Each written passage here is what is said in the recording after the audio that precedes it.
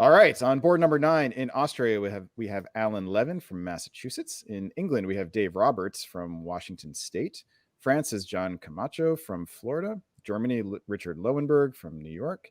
Italy is Andrew Goff, who is not in any specific location in Australia, but really everywhere at once, which is how he plays the game on the board as well.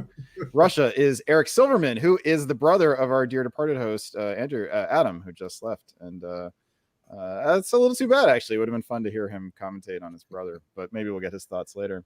Eric's coming to us from Minnesota, which is also where Adam is.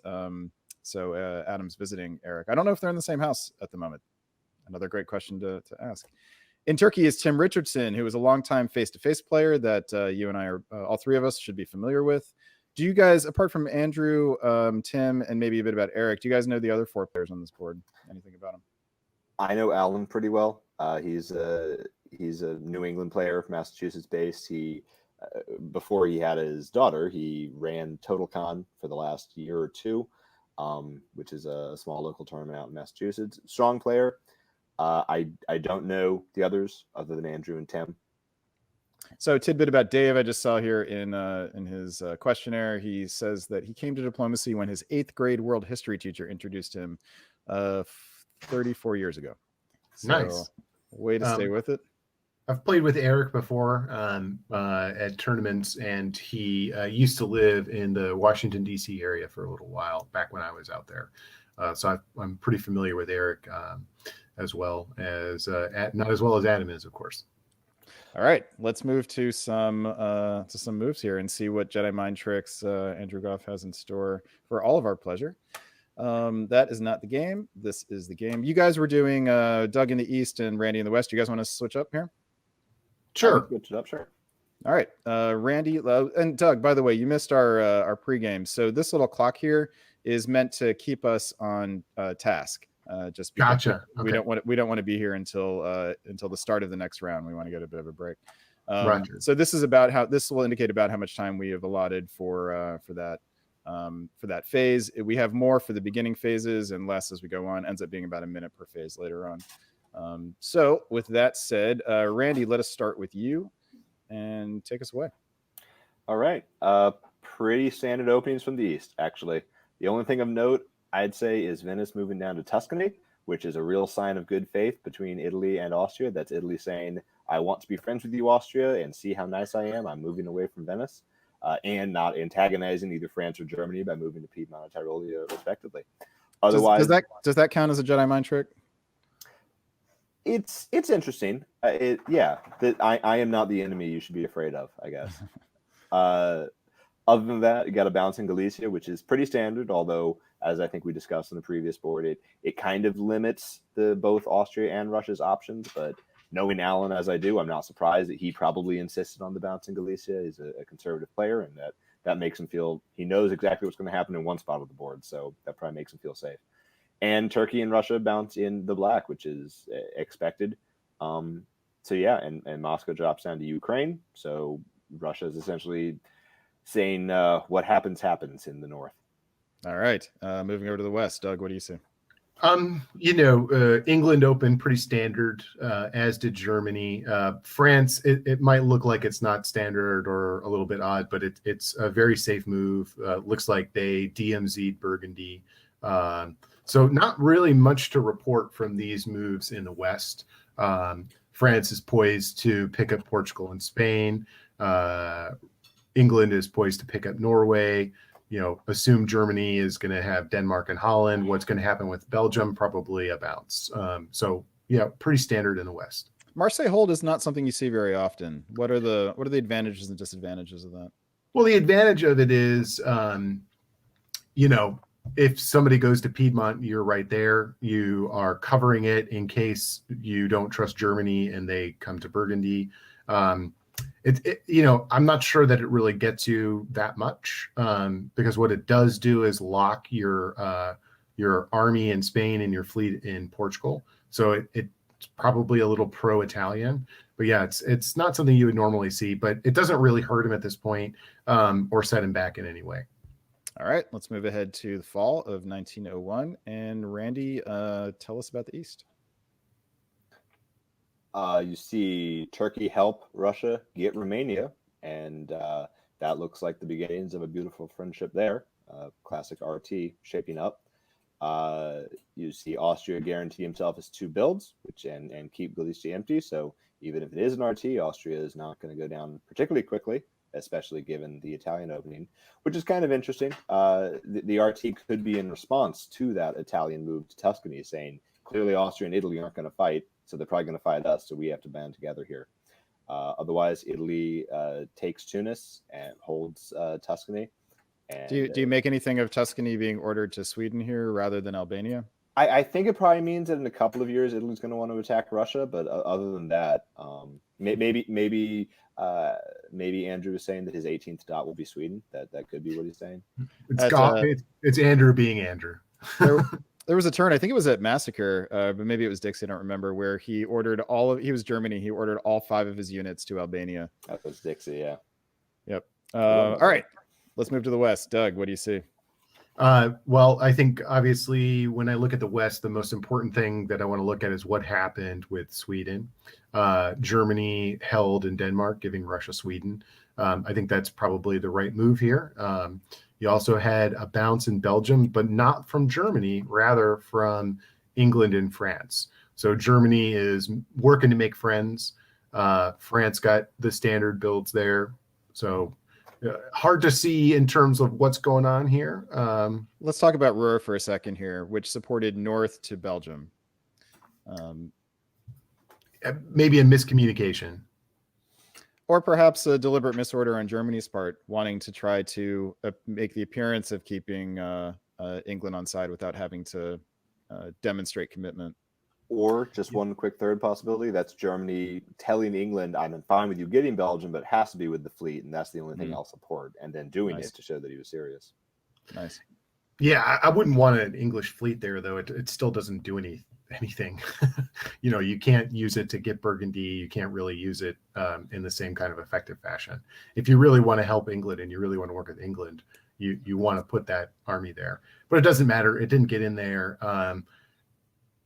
We'll see. A bounce is probably the best scenario there for Germany. So let's assume shenanigans were afoot.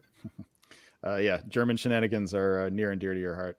All right, let's look at builds for winter 1901. We do see Germany put down a fleet. This is a little unusual for this tournament. We have seen multiple double army builds.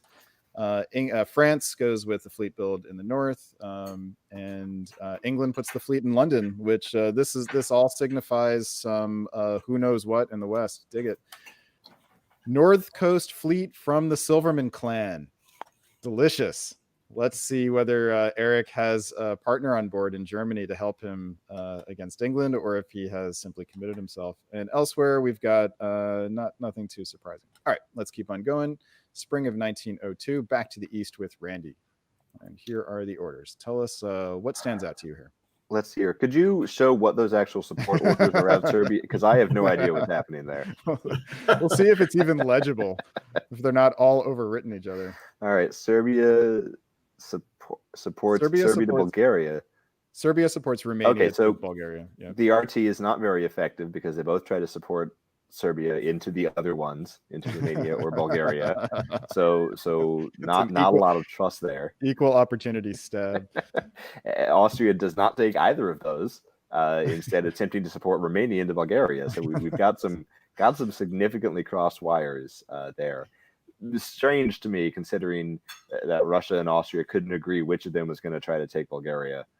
This is the sort of thing you see. This is the sort of thing you see in Gunboat all the time. You rarely see this kind of dipsy doodle in face to face. Yeah, it's odd. Meanwhile, looks like Greece and Ionian are able to coordinate, force the Aegean. So this is obviously the AI, as we expected, given Italy's moves, is moving forward.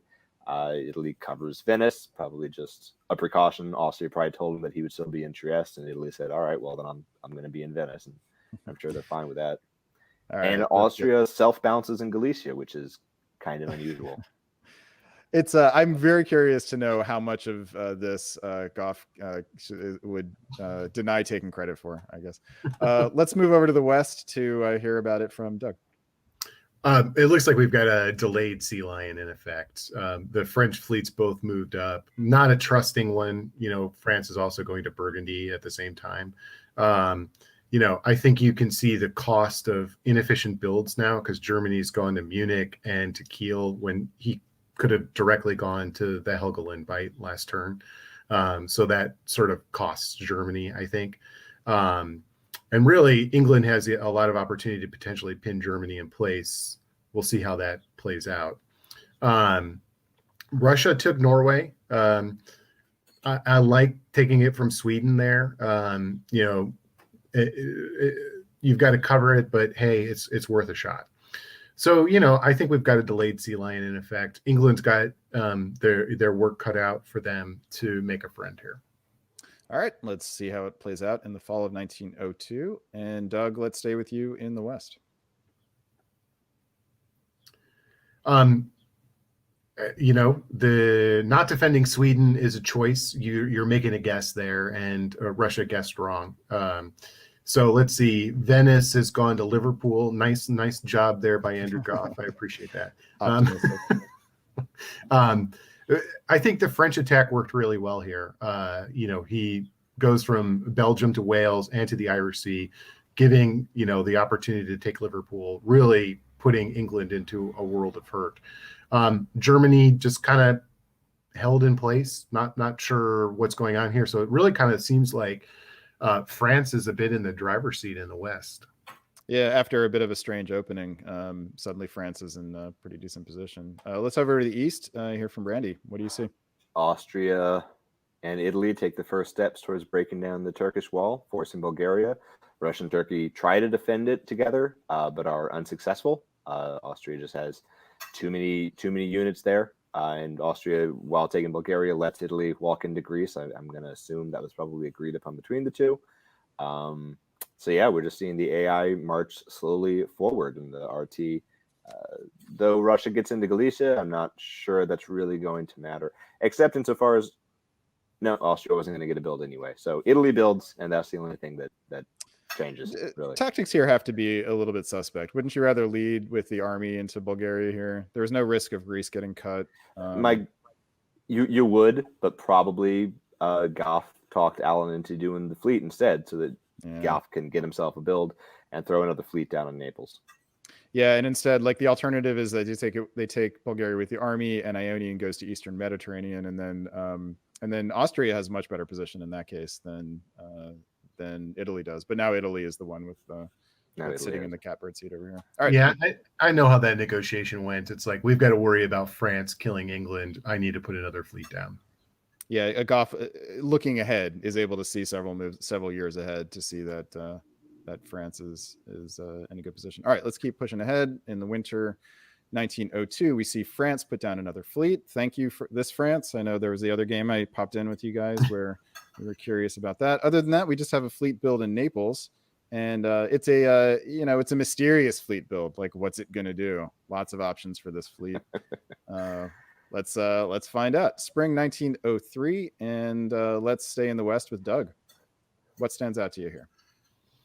Well, England is not defending against France. The Irish Sea just went in. He's not going to try. I mean, I would have, if you really want to defend home, you need to be going to Yorkshire right now. I guess I'm a little disappointed that France didn't move the army to Liverpool with the option then to potentially go to Edinburgh. I think that would have been a strong move. My guess is here that he thinks he's going to get London in the fall. Germany's forced the North Sea. That's a strong play for Germany. I want to see Germany convoying onto England at this point. Germany's got to get something out of this. So maybe you're going to see Germany convoy to London. Don't know. What do you make of Brest to Gascony here? Trying to make nice with Goff. You don't need it elsewhere. You're just saying like, hey, I've got it. I have to imagine that Andrew said, look, if you don't go to the Mid-Atlantic, I won't go to the Tyrrhenian Sea. I'll go to the Ionian. And showing some good faith there. An unholy alliance kind of deal there. All right, let's head over to the East. Randy, what stands out to you? Austria and Italy managed to get Russia on board. Russia throws the fleet behind into Armenia and pulls the army down into Romania out of Galicia. So that's Russia trying to scrap a dot off of Turkey and keep himself an important player down there. Also some interesting and kind of risky play by Austria. Austria moves up to Bohemian Vienna and does not support Budapest. If they hadn't been sure of Russia's cooperation there, Russia could have got himself into Budapest and in Galicia, and Russia and Italy could have been in a very good position. But instead, it looks like this has turned into an AIR. And Italy is the one getting the build out of Turkey, the first one. As it should be. All right, let's along with Greece. All right, let's see what happens in the fall of 1903. We'll stay in the East with you, Randy. Russia picks up Ankara. Russia's able to get Ankara with Italian help. So Italy and Russia are going to split the Turkish dots.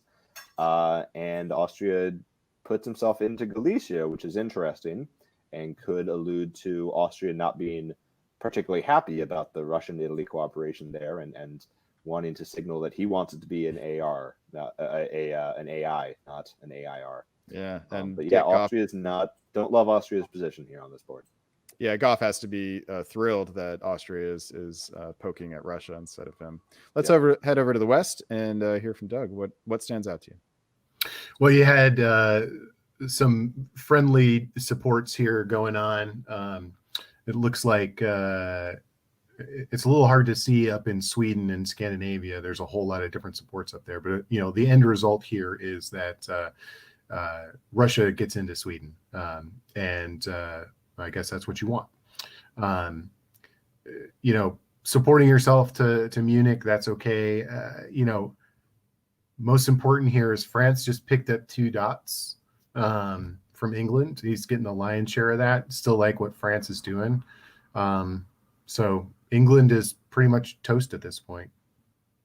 All right. In winter 1903, let's see what the builds are. We've got France putting down a southern fleet, potentially dropping the hammer, or at least looking to, and an army in Brest, which is interesting and potentially portends a possible conflict between France and Germany. Italy drops another fleet, and Russia puts down 2 armies, really the only option there. Guys, before we move on to the next one, real quick, who would you rather be? Who's the players aside, just from the board position and what you know about the alliances so far, who would you want to be on this board? Randy?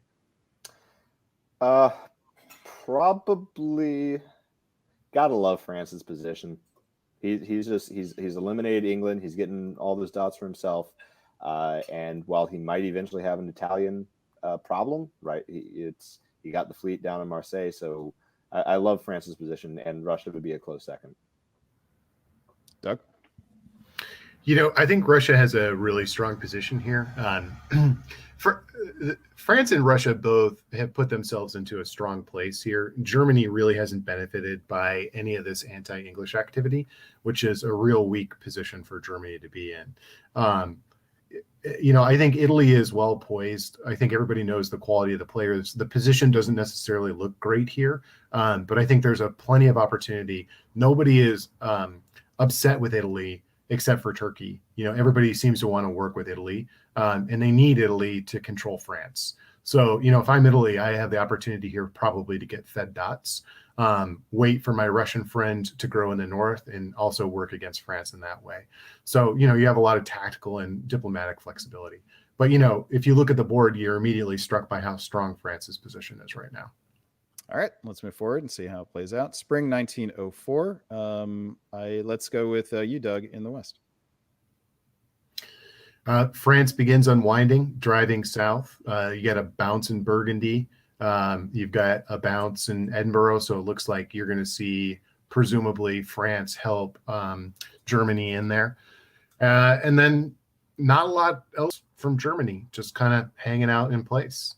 Looks like France is starting to get ready to flex some muscles in the south. And Randy, over to you in the East. Yeah, you see Italy sees it coming from France and repositions its fleets to be able to fend it off. And Russia and Austria Austria swings at Russia, and Russia just sits there and says, you can swing, but you're not going to get anything off of me. Austria's got to be feeling nervous. He's got no way of guaranteeing himself a new dot, and Italy is not in any real position to help him. Italy's going to pick up Smyrna next turn, and Russia, it can just wait until the opportunity arises for Italy and Russia to take out Austria. Yeah, now you see one of the main tactical problems with a fleet in Bulgaria. If you're Austria, if this were an army, then Romania would be guaranteed. Okay, let's move into the fall. Stick with you in the East, Randy. What stands out to you? Ooh. Good play by Austria. That was probably agreed upon with Italy. Austria probably went to Italy and said, "I've got a Russian problem. I need to build." And Italy said, "Okay, you can have this." Italy defends himself against France, but he does have a French problem. France has fully committed against him, 3 fleets down in the south, and Russia doesn't do much of anything. Russia continues to just hold in the south. He's using, what is that, 4, 5, 6 units to do basically nothing in the south, which is, he's kind of forced into that by Austria, but it's certainly not an ideal use of any of those units. Yeah, you'd think if this were a stab by Austria, then Serbia would be going to Greece here. Right. But you also have the self bounce here in Galicia. So curious. All right, back to the west to Doug. What stands out to you? You've got Germany taking Edinburgh. In the north, you have Russia bouncing in Norway. Although, Denmark went to the Baltic Sea and he supported himself to Silesia. So clearly Germany is concerned about what's happening in the east, is locked in with France as kind of like a no doubt thing, is what it appears to me. Otherwise, I see a complete focus on the south by France. I'm going to say here, I really might wanted to have. I'm not sure I want my fleet in North Africa. I might really prefer to have an army down there as a sign. Yeah, as a sign to Germany. You need to get across the line at some point. You want Germany to move away over there. You've got a bonus unit sitting up there in London that you're eventually going to use anyway. What are you going to do with all those armies? So convoy Gascony here. It's interesting, but remember this is carnage scoring. So if you can solo, then you basically will win the tournament. Otherwise, the only way to differentiate yourself from anyone is to get a board top, and that only differentiates you a little bit. But it doesn't necessarily lead to. Actually, maybe. Do you think it should lead to going for the solo more than people do? I think that if you are playing in a tournament and you have a solo possibility, you should try and solo. But do you think you should be thinking solo at this point, like setting yourself up as much as possible? As France at this point, you want to keep your options open. Andrew Goff is, by all accounts, everything. He's the best player in the world, so you're not likely to solo on him. Yeah, so. if you can, if John could solo this board, it would be a feat. So, well, let's keep pushing forward and seeing what happens. Winter 1904, the builds, a couple armies go down, no fleets, just Germany and Austria. So doesn't seem to change the calculus too much. Let's keep on going. Spring 1905, Doug. Let's stay with you in the West.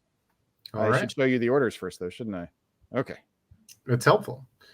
France held with all of his units. Is that a misorder? That has to be.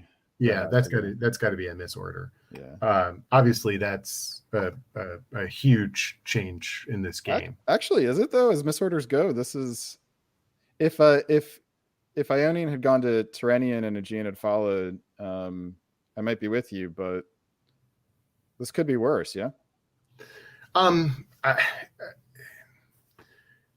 Yeah, it could be worse. But still, you just spent a whole turn. You can't really recover. Okay, let's head over to the east. Randy, what anything stand out to you over here? Austria's clearly, and I think correctly, decided he's not going to get anything off of Russia. So instead, he's going to make peace there. Use 3 units to hold that line, and then throw other 3 units up against Germany. He's not going to get Munich this turn, but if Russia cooperates, he could get it next turn. Russia has a chance of getting Berlin next turn. Well, no, Germany is actually well positioned. Pulling Holland back means Germany can hold both Munich and Berlin with Burgundy's help. Yeah. And Germany moved back to Denmark, and I think that's going to weigh in going forward. he's not really trying, it seems, to antagonize Russia. So, I think that Russia may be content to leave Germany a little bit alone. We'll see. Noteworthy, Russia does walk into Galicia. So, Austria is. This game looks like it's heading towards conclusion, and in fact, it does. Let's see the conclusion of this game. So, fall of 1905. Randy. Actually, there's really nothing to call here, right? Everyone's holding. Everyone just decided it was game over.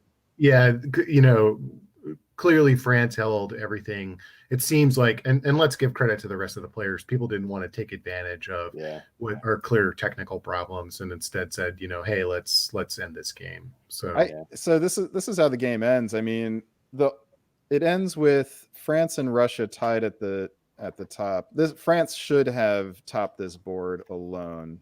Yeah, that's really the only. I mean, I guess it matters about the order of the rest of it. But this seems to me a place where the scoring system really drives the game to a particular result. I think in other scoring systems there would be a more dynamic situation where players have incentive to go for something that actually changes the way that the game stands. Well, do you guys agree? Or we don't know what happened with France here. I mean, whether he deliberately just walked away or if there were technical difficulties, just wasn't able to. I mean, this game, there's still play here. There's a lot that could happen here. So I don't know if this result is necessarily on the scoring system so much as it is on whatever happened with France. Well, seeing Austria, Germany, and Italy all sit at 6 and therefore get effectively the same score, I think does indicate that, hey, you've got a 2 board top here. We all get the same score. We've all got a just result. Let's call the game. You can see why that might happen.